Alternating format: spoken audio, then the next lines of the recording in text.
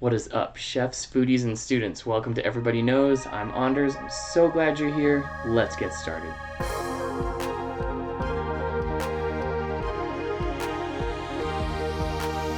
Today, we are talking about the ingredient of Mesewa, or grains of paradise.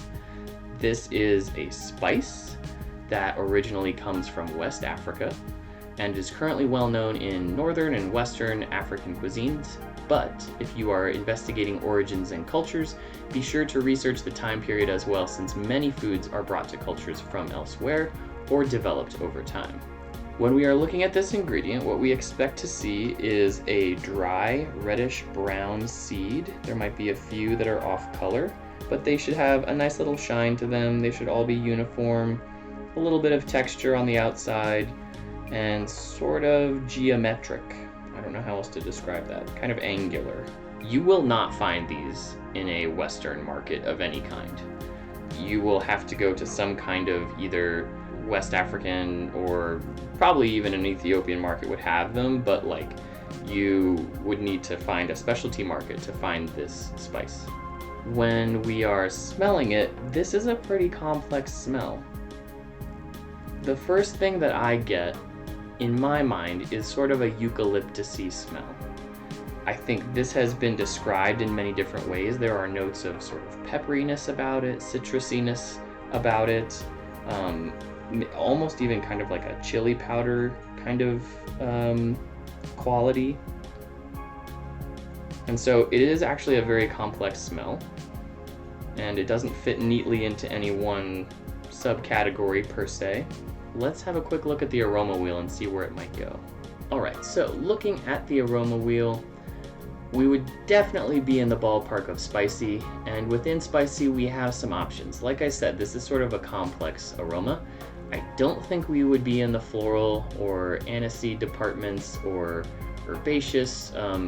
Robust is a maybe, like down here with the brown cardamom, like that's where I sort of get that eucalyptus-y kind of aroma, but I think more of what's going on is going to put us right up here, somewhere near the chili or peppery or citrusy.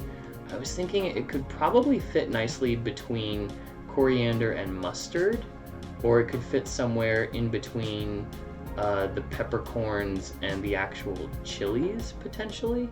I'm not quite sure. This would be something that I would love your feedback on, actually. If you want to throw something in the comments, which place you would put it. This is something I'm very open to and currently pondering. So you let me know based on that. Especially if you have one of these aroma wheels yourself, give it a good look, or just freeze the video here and you tell me where you think maybe this would go, even though I know you can't smell it. Sorry.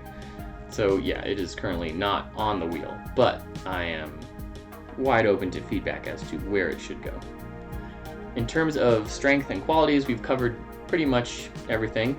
I think the strength is probably in the middle of the road. It's not terribly strong. It's also definitely like stands up, and so I think probably using this near the end of cooking would be nice. It is meant to be ground very fine, and so otherwise this would be very crunchy, hard to eat.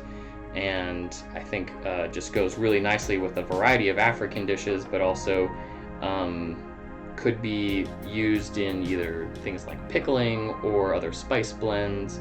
I could see this being really nice in either meat rub or barbecue sauce or something like that, but otherwise a traditional African ingredient. Let's take a quick look at the flavor Bible. And although you might not believe it, it's in here. This is maybe one of the smallest sections I've seen, so we're seeing some cultural bias in this work, but that's not surprising. Even in culinary school, there was not a Cuisines of Africa class. So, what we can see here, it is recommended with North and West African cuisines. I'm going to read you a sampling of things because the only two really strong recommendations are eggplant and potatoes. Those are the only two in bold. So, allspice, apples, cinnamon, coriander, couscous, cumin, ginger, lentils, nutmeg, okra, pumpkin, rice, rosemary, squash, stews, tomatoes, vegetables, vinegar, zucchini blossoms. So there is a variety to go with this ingredient. And that about wraps it up. Here's what I want you to do. I want you to think about this ingredient as you're cooking or eating, and as well as the words that we used to describe it. Have you used this ingredient successfully and you made something that was just like, yeah, that was it? I want to know what it was. Do you agree or disagree with what I've shared with you today? And what ingredient should we look at next? Any of the answers to those questions, throw them in the comments. I would absolutely love to read them. I hope this video made sense and got you thinking about the aroma of Mesewa, or greens of paradise. Thank you so much for watching. If you want to help me get an ingredient to feature in a video, please send me an email or private message. If you would like to join the Food Aroma Nerdery, go ahead and subscribe and you'll see all my latest videos. And if you would like either a large poster or digital copy of the aroma wheel that we use, have a look in the description for links. Thanks so much. Bye.